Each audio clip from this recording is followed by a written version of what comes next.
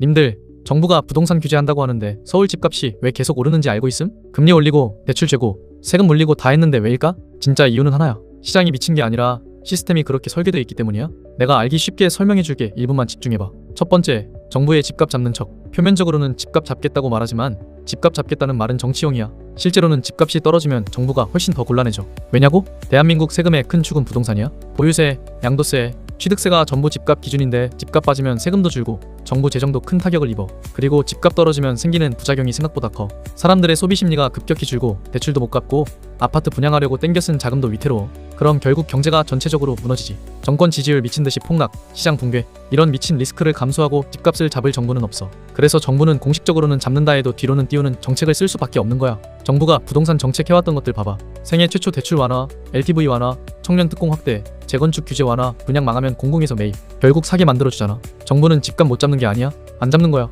두 번째, 돈과 데이터가 부동산으로 이동하도록 설계. 한국은 자원이 없고 제조업도 이젠 한계야. 그러다 보니 넘치는 돈이 갈 곳이 없어. 그럼 남는 돈은 어디로 갈까? 주식이나 비트코인, AI 같은 분야? 정보 비대칭이 심하고 변동성이 너무 커서 소액이 아니라면 대부분의 사람들은 접근조차 못해. 결국 안전자산이자 국가가 가격을 보장하는 부동산으로 몰리는 거지.